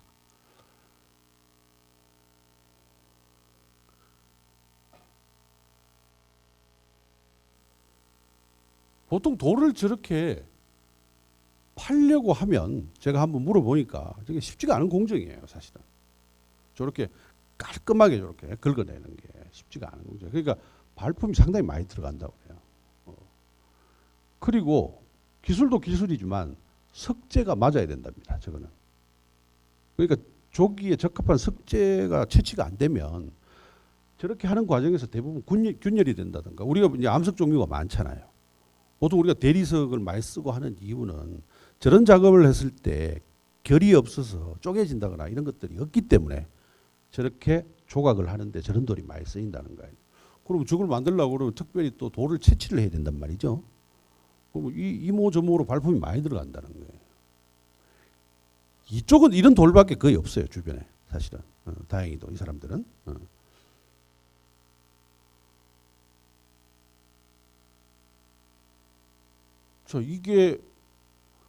이게 지금 현재도 볼 수 있는 이란에 가면 이제 뭐 제일 먼저 보여주는 관광객들한테 먼저 보여주는 이 아케메네스 왕조의 페르세폴리스라고 하는 이런 기둥이 뭐 수백 개가 있습니다. 수백 개가 다 무너졌지만 이 위를 전부 구조적으로 연결해 가지고 뭐 파르테논 신전 같이 그렇게 다 만들었다는 거 아니에요. 이건 상당히 이런 식입니다. 이거는 거의 뭐 기원 전입니다. 사실은 기원 전인데 이런 전통이 원래 전 왕조 안 그러면은 고대에 들어와 가지고 사산 왕조까지도 이 사람들은 원래 이렇게 살았으니까 이런 전통 양식을 계속 가지고 있고 그 다음에 클래스나 등급이 상당히 높은 궁전 건물에도 여전히 이걸 채용을 하고 있는 걸로 봐서는 이 사람들 거예요. 그런데 재밌는 것은 이 비샤프르라고 하는 이 시기에 와가지고 보통 4세기에서 한 5세기 말 정도 되는 궁전인데 중점적으로 쓰던 시기가. 근데 이때 와가지고는 이 페르시아도 약간 달라져요. 이런 건물들이 궁전 건물이다 가서 좀 놀랐습니다. 난 당연히 앞에 거를 생각하고 갔는데 실제 가서 한번 보니 이런 건물이 아니고 좀 변했어요. 이런 돌을 가지고 쌓아서 아치형으로 만들고 이런 건물들 궁전들이 많고 정작 기둥은 가장 중심 지역에 딱 두 개만 딱 이렇게 올라가 있는 이게 아까 앞에서 봤던 페르세폴리스하고는 너무 좀 다르다. 이게 왜 이런가 그러니까 이때로 오면서 궁전 건축물이 좀 양식이 바뀌기 시작한다고 그래요. 그럼 저기 있는 컬럼 석주 기둥은 뭐냐? 저거는 드디어 상징성으로 넘어가는 시점이라고 그래요. 야, 그러면 이거 관련성도 있겠다. 이거 잘하면 그런 생각을 잠시 했었습니다. 저도. 그런데 뭐 그 중간 과정이 너무 길고 거리가 먼 과정이라서 계기를 찾아내기가 쉽지가 않습니다. 이게 전체 전부 유적입니다. 이게 비샤프르 궁전에 상당히 크긴 큽니다. 크긴 큰데 이러한 집들이나 건물터나 이런 것들이 전부 뭐 다 내려앉았으니까 내려앉은 걸 보면 전부 이런 돌들이에요. 돌들인데 유독 요 광장에만 이렇게 두 개가 딱 붙어서 저렇게 있습니다. 네, 붙어서 있고 그 외에는 기둥이 없어요. 기둥이 없고 많이 보이는 기둥이 없고 두 개만 이렇게 올라가 있습니다. 그래서 물어보니 이 위에 원래 뭐 있었던 거 아니냐 원판 같은 거 그리고 위에 뭐 있지 않았느냐 있었을 가능성이 상당히 높다고 그래요. 이런 거 지금 깨진 거잖아요. 원래 형태가 이렇지는 않으니까. 이거 기둥으로 치면 사실은 이게 인도도 빠질 수가 없습니다. 인도 여행을 가면 가장 유명한 게 지금 이 마우리아 왕조라고 잘 알려진 3대 왕 찬드라 굽타 손자 뭐 이렇게 얘기하면서 바로 이걸 보여주는데, 이게 잘 남아 있잖아요. 기둥이 올라가면서 위에 판을 대고 사자나 비슷한 물건들을 올리는 이런 것들이 지금 현재 상태로는 가장 잘 남아 있는 물건들입니다. 자, 그러면 인도에서도 보이고 중앙아시아, 서아시아에서도 보이고 과연 한해 가장 이른 시점 2세기 정도에 굳이 왜 저런 물건을 그 주인공 무덤 앞쪽에다가 저렇게 돌을 올렸을까 하는 겁니다. 역시 이것도 정확한 계기는 찾아 못 냈지만 뭔가 이유가 있을 것이다, 다방면에. 자, 아니나 다를까 이것과 관련된 현상이 바로 나옵니다. 드디어 이 중국 남조, 북조야 뭐 선비족이기도 하고 또 서쪽에 있는 여러 민족들이 와가지고 그쪽 사회에 많이 융합이 돼서 사는 그런 양상이라서 조로아스트교라고 하는 이 서아시아 쪽의 전통 정교가 보이는 것은 대단히 좀 당연하다고 여겨집니다. 그러나 전통 한 왕조인 이 남조 지역에도 과연 이러한 현상들이 보일까? 역시 보입니다. 보인다고 뭐 이상할 것도 별로 없습니다. 가만 생각해 보니. 그래서 어떤 식으로 보이느냐? 역시 황실 구성원 중에 가장 높은 등급의 황실 구성원 중에 양나라 때의 임천 정해황, 제후왕이죠. 소시입니다. 이 집안들 전부 다 소시니까 황제의 적자가 아니기 때문에 뭐 황제로는 못 올라갔지만 그래도 제후왕으로는 올라갔습니다. 소경이라는 사람의 역시 신도석비입니다. 비에 보면 묘한 그림이 나타납니다. 요거를 보기 전에 우리가 북조 쪽에 이와 비슷한 현상들이 나타나는지 안 나타나는지 좀 보겠습니다. 이거는 뭐 지금 산서성이나 안 그러면 하남성 북쪽이나 하북성 쪽에 뭐 무수하게 나타나는 이 소거드나 안 그러면 서역 계통의 인물들이 살다가 중국에서 살다가 거기서 자식 낳고 몇 대가 살다가 죽은 다음에 묻힌 무덤에서 나타나는 현상들입니다. 이 사시성, 뭐 우리나라에도 지금 사시성들이 있습니다. 안시도 있고 기본적으로 사안 그리고 9개의 전통 한자 성이 있는데 이 성들은 대부분 그전에는 중국에 없던 성들입니다. 이 9개의 성을 뭐라고 그러냐면 바로 서역 구성이라고 합니다. 서역의 여러 가지 9개의 집단들이 중국으로 들어왔을 때 이 사람들한테, 그 사람들은 성이 없잖아요. 한자식 성을 줄 때 전부 무슨 성 줍니다. 그 중에 사시하고 안시가 역시 그쪽 호족 계통의 인물들이다. 그리고 유명한 당나라 때 알록상가 사산명이란 그런 사람들이 있습니다. 그 사람들도 사실 다 호인들인데 어쨌든 간에 이 사람들이 소거드인인데 이 사람들 무덤을 보면 중국에서 묻혔는데도 이런 그림이 벽화에 나옵니다. 포도밭, 그 다음에 이 사람들 들고 있는 잔들, 연회 장면들, 그 다음에 불기둥 세워가지고 양쪽에서 춤추는 것들, 이거는 뭐 중국에서 안 보이는 그런 것들입니다. 그래서 당대의 소거드인들, 물론 이제 남조보다는 그 다음 왕조지만 뭐 상당합니다. 이 사람들의 움직임이 이미 모든 북방 지역에 다 정착촌이 있고 엄청난 많은 인구가 들어왔습니다. 한번 보죠. 이 사람들이 죽고 난 다음에 누가 봐도 이거는 뭐 중국 사람들 무덤입니다. 딱 봤을 때 뭐 중국 사람들 무덤이네. 묘 주인이 누구지 했을 때 들어갔을 때 보면 아주 독특한 돌로 만든 집 모양 저기다가 사람을 묻습니다. 사람을 묻어가지고 이 방식은 지금 보이는 이런 방식은 전부 중국 전통적으로 묘 만드는 방식입니다. 이 주인공은 누구냐? 바로 북조의 마지막 왕조인 북주 시기에 현재의 감숙성이나 서북쪽의 행정구역인 양주라고 하는데 양주에 어떤 계급을 가지고 있냐면 바로 이거 저기 페르시아어입니다. 사바오라고 합니다. 이 사바오를 한자로 표기를 하면 살보가 됩니다. 이 사바오라는 것은 뭐냐 하면 바로 중국 땅에 살고 있는 소거드인들의 정착촌을 합법적으로 관리하는 최고의 통수권자입니다. 그러면 이 사바오는 누가 임명을 해주느냐? 황제가 임명을 해줍니다. 그러고 난 다음에 너그 종족은 네가 다스려라. 이렇게 방법을 씁니다. 그러니까 잘 돌아가는 거예요. 이 사람은 중앙관직의 관원입니다. 발언권도 있고 그러다 보니까 이 사람은 상당히 유력한 인사죠. 그 당시로 보면. 여기에 자세히 보니 전혀 이질적인 그림들이 들어갑니다.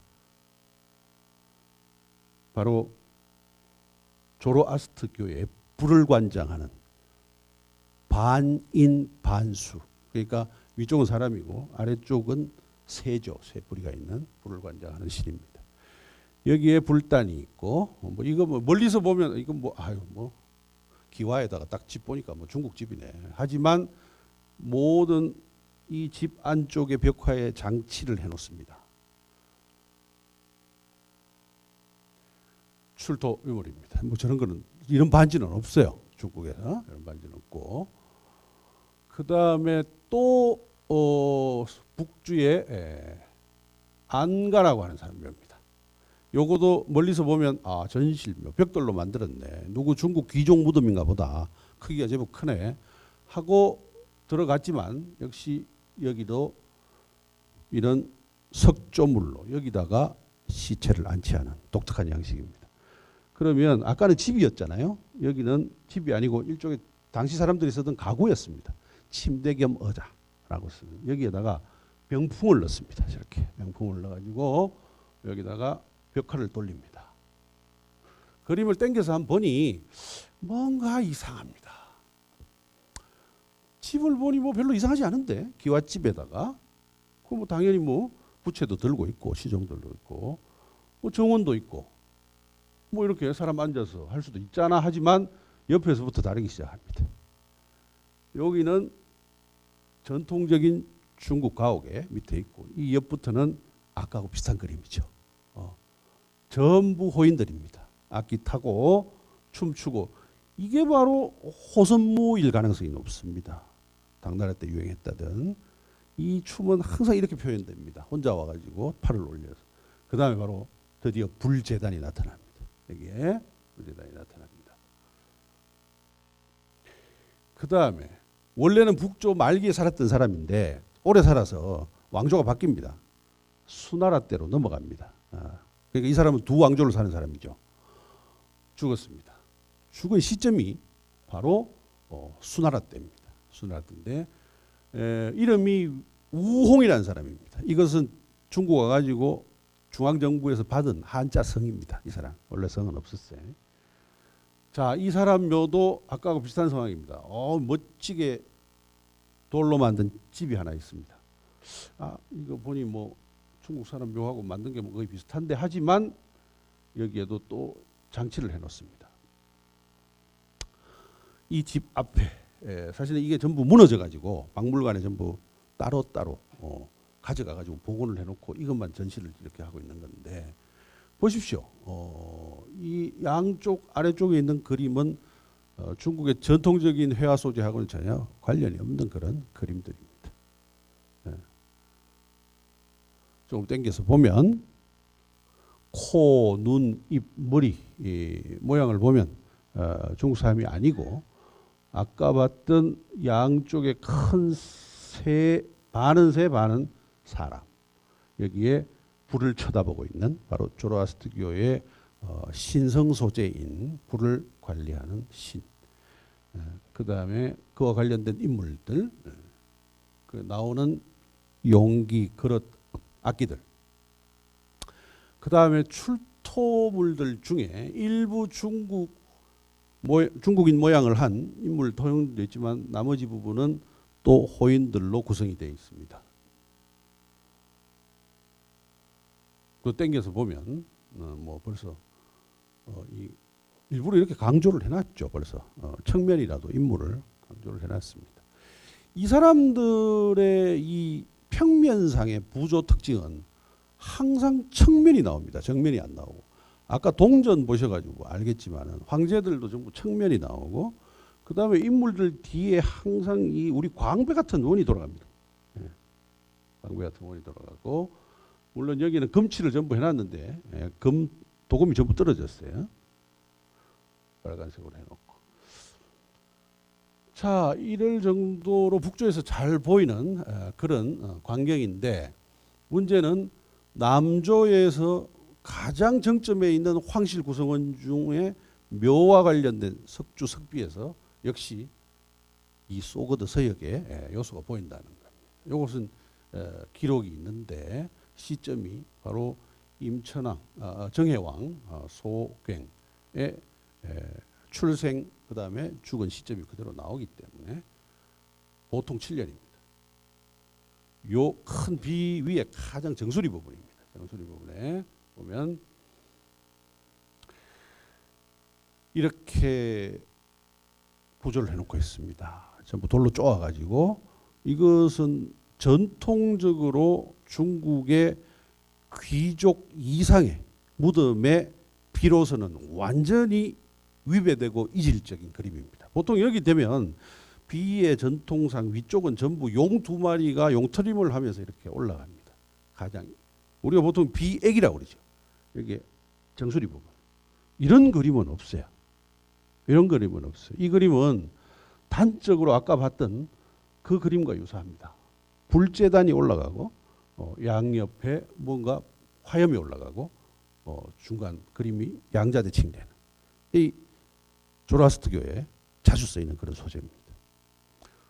그러면 남조 양의 제후왕급의 무덤에 비해 왜 저런 그림이 올라가 있을까? 그것도 대단히 의문점입니다. 역시 보니 이 당시에 소거드인들이 동진 이후에 남경에도 많이 정착을 해서 살았고 그리고 중앙부서에 이미 그 사회에 혼입이 돼가지고 활동을 했던 사람도 있을 가능성이 상당히 높다라는 기록들이 보입니다. 왜냐하면 성녀들까지도 같이 포함하고 그래서 아마 그런 영향이 있었을 가능성이 있지 않겠느냐. 이와 관련된 여러 자료들이 조금 더 나오면 이 시기에 서역의 종교가 또 남조 전통사회에 어떤 식으로 영향을 끼쳤는지도 알 수 있을 것 같습니다. 이런 작업은 또 유력한 자료들이 또 조금 더 나오면 훨씬 힘을 받기도 합니다.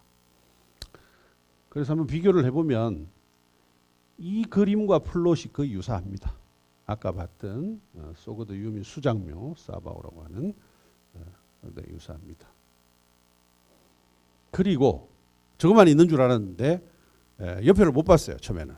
옆에를 보니 적어도 전통적으로 안 보이는 문양입니다.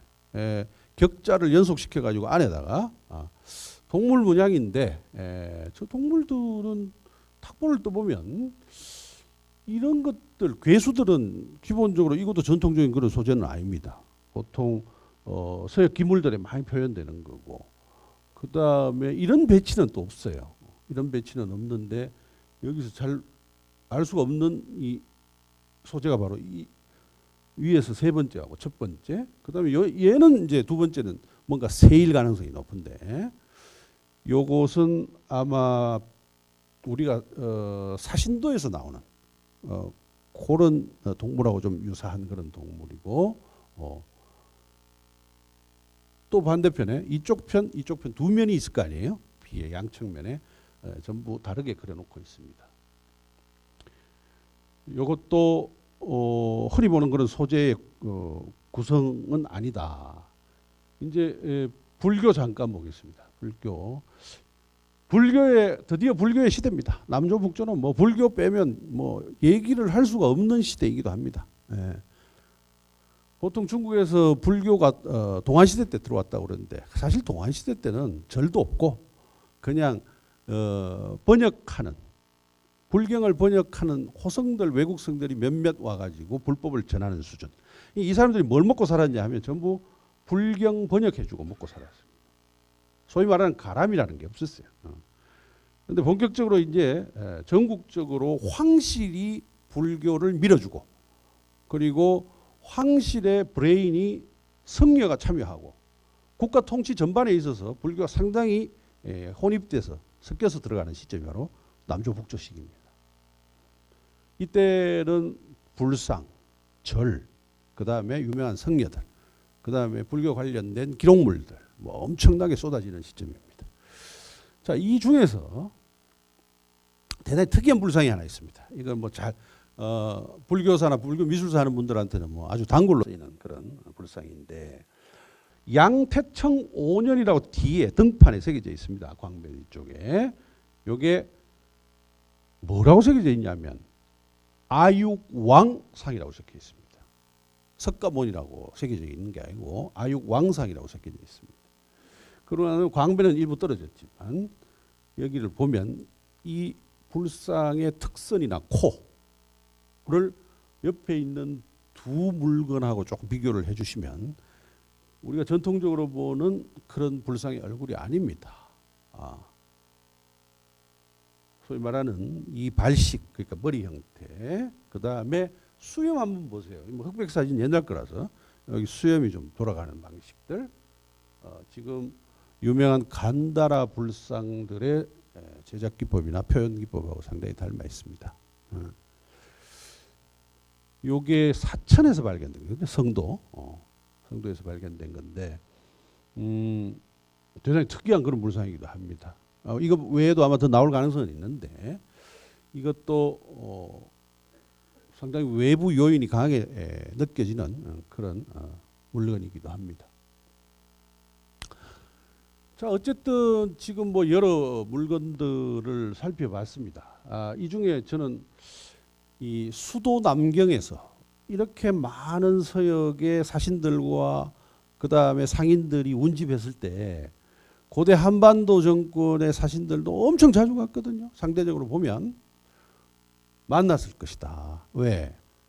남경의 금강성이라고 합니다. 당시에 이름이 금강성인데 중국 고대 도성의 가장 공통점은 뭐냐 하면 서역이나 외부의 사절 행인들을 거처하는 공간을 특정에 지어서 관리를 합니다.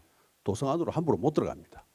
도성 바깥에다가 기분은 안 좋습니다만 당시 중국의 입장에서는 사이관이라고 합니다. 이자는 우리가 동이족 할 때 그 이자입니다.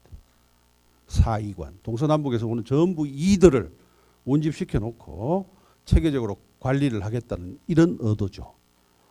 왜냐하면 중국에서의 도성 안쪽에 있는 사람들은 항상 두려움과 공포에 떨었기 때문에 사실 자객 사건들도 많았고, 그래서 외부에서 오는 인물들을 철저하게 밖에서 1차 검증을 해서 관리를 시키고 그 다음에 출입을 시키고 했던 그런.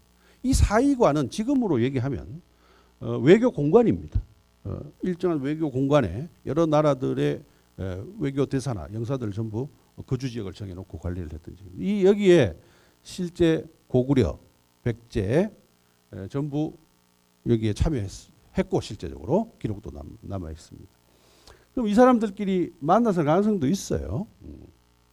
어쨌든 이 우리 고대 한반도하고 상당히 관련이 깊은 북조 정권도 그렇고 남조 정권도 있는데 이 사람들은 서쪽이나 안걸 외부하고 어떻게 교류하고 어떤 것들을 남겼냐.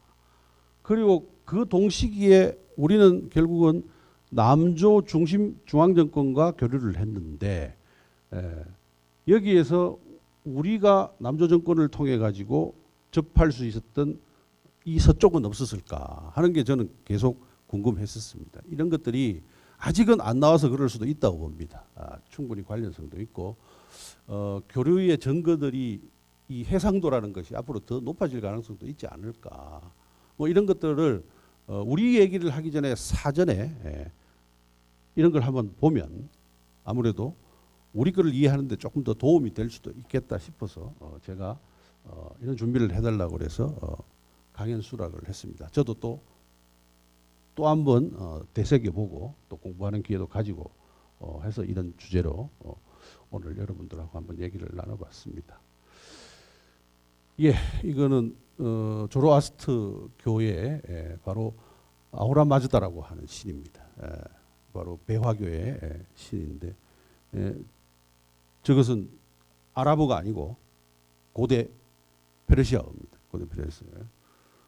감사하다는 뜻입니다. 이걸로 대신하겠습니다. 예. 수고하셨습니다.